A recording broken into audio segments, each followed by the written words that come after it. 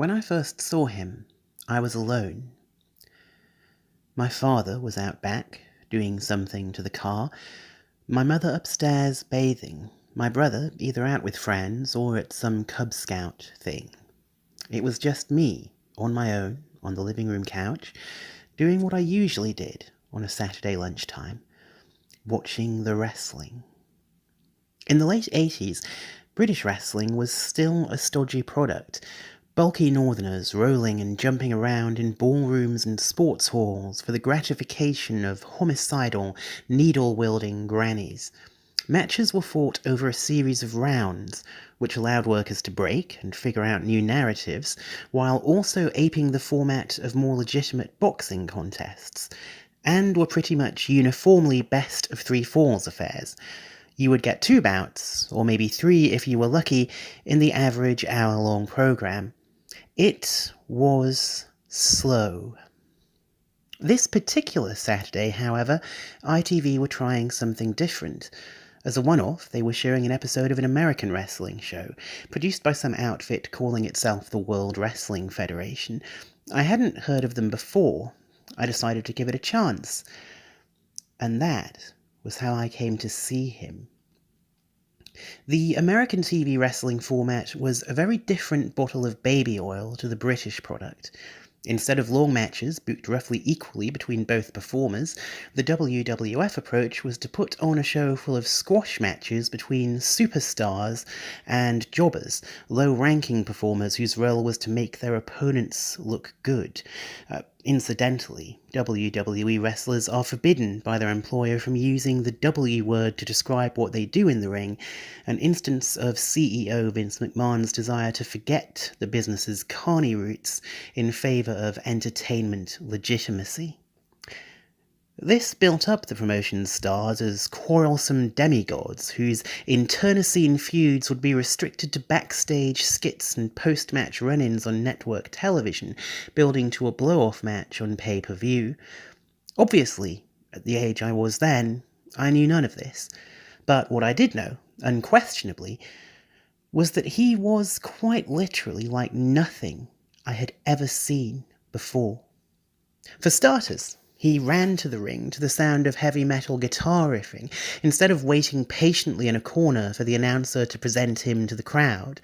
And he kept running, into the ring, between the ropes and corners, and at his terrified opponent, who he mowed down and again with an extremely non-world of sport move, which, the commentator informed viewers, was called a clothesline. I didn't know at the time that he resorted to the clothesline so often because it was one of the few moves he could pull off convincingly. Didn't know the riff-tastic running entrance and gorilla press mannerisms were a deliberate choice to conceal a limited moveset. Didn't know that his opponent might well have been genuinely terrified that he might botch a move and leave him injured. All that, and more, would come later. All I knew at that moment on the sofa in my parents' living room was that I just watched a real-life comic book Superman demolish a mortal for what seemed the sheer bloody thrill of destruction. I was hooked. It wasn't just the running and the moshing and the clotheslines which hooked me on him, though. If I'd just been into watching rampaging Goliaths, I could have just as easily got into that era's wrestling ambassador, the brawny, balding, bearded behemoth Hulk Hogan. No.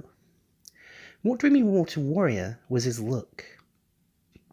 Unlike the thick-set, hirsute males of the UK circuit, his body was hairless and sculpted to perfection. He wore face paint and let his long hair hang down over his chiselled shoulders. He wore colourful ring attire, embellished with tassels on his biceps and boots. Like him, I wanted to grow my hair long. Like him, I wanted to paint my face, and to accessorize with tassels, bracelets, cuffs, all manner of things. And, like him, I did not want to look like a big, hairy bear man. Let me be frank. I didn't like the Ultimate Warrior because he was the man that I wanted to be. I liked him because he seemed to me to be as close as one could get to being a girl while still conforming to the culture's codes of masculinity. My love for the Ultimate Warrior was an expression of an already queer approach to gender. He would not have approved.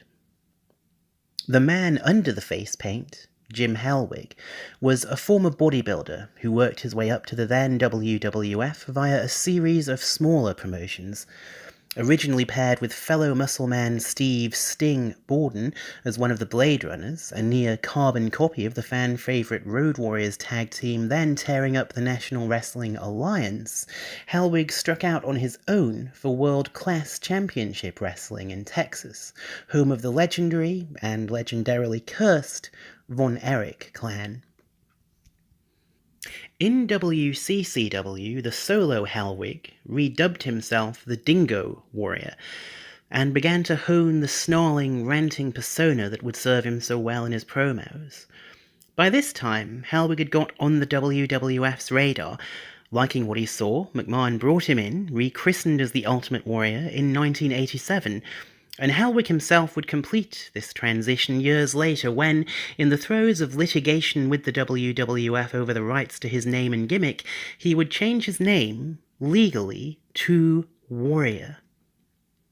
Another point of similarity there. Like Warrior, I too changed my name.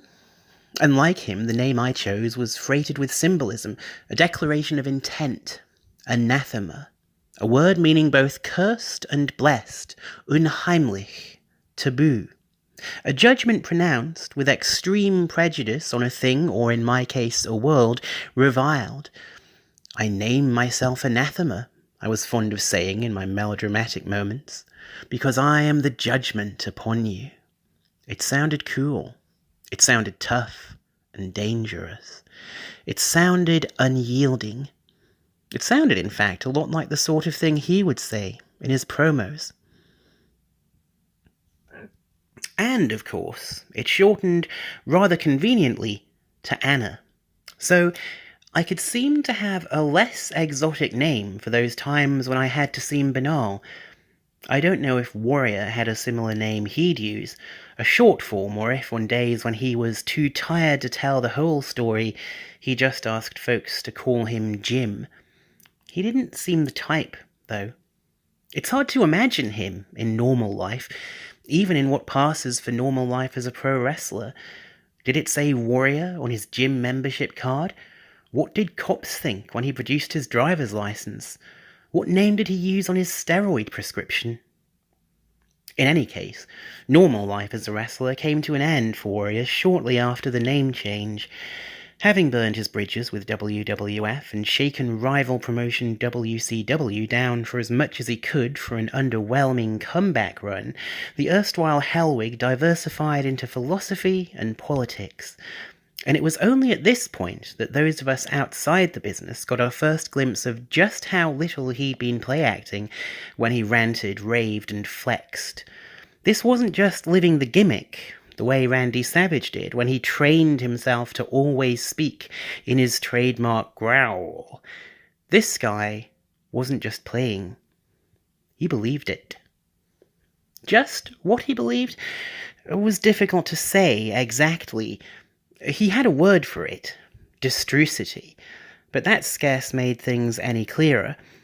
All we could gather was that it had something to do with being intense, something to do with being extreme, a lot to do with working out obsessively and shouting quasi-mystical bollocks, and, to judge from his bizarre and short-lived comic book, beating up, and at the very least stripping, Santa Claus. I'm not even joking. In a way, it was almost a relief when his afterlife took a turn into more garden-variety right-wing nutjobbery. He might have started touring college campuses shouting "masturbate at home" and "queering doesn't make the world work" at feminists and eating disorder survivors, but at least this was a madness we could understand. Indeed, one with which, in the age of Trump, we've become all too familiar. By the time I learned that he had become an alt-right blogger avant la lettre, I had already taken a lot of the steps away from being the kind of little warrior he would have approved of. I'd started painting my face with actual makeup and was getting pretty good at it. I was switching up my gender presentation a lot while still not at the stage of realizing I was actually transgender. I identified as bisexual, and I was involved in a kinky relationship in which a lot of our play centered on recreational grappling of the kind of which he would definitely not approve. What can I say? I've always been a sucker for a girl with a good head scissors.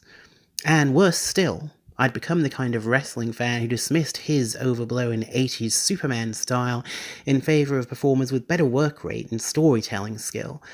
Workers like Samoa Joe, Shelton Benjamin, and Awesome Kong, all of whom had bodies far removed from his ripped perfection. I was evolving in my own way, just as he had, but towards self-creation rather than self-destruction, the model WWE used to describe Hellwig's transition before their latter-day reconciliation with the man. And part of that evolution made it hard to think of my former hero in the same uncomplicated way I had that morning on the couch in my parents' front room. I could never let him go completely. I still think about his furious energy when I have to psych myself up working out or preparing for a gig, and I will break into a recitation of his legendary pre-WrestleMania 6 Dead Pilots promo at the most minatory inducement to do so. But somewhere along the way, I had to let him go enough to let me be a better person.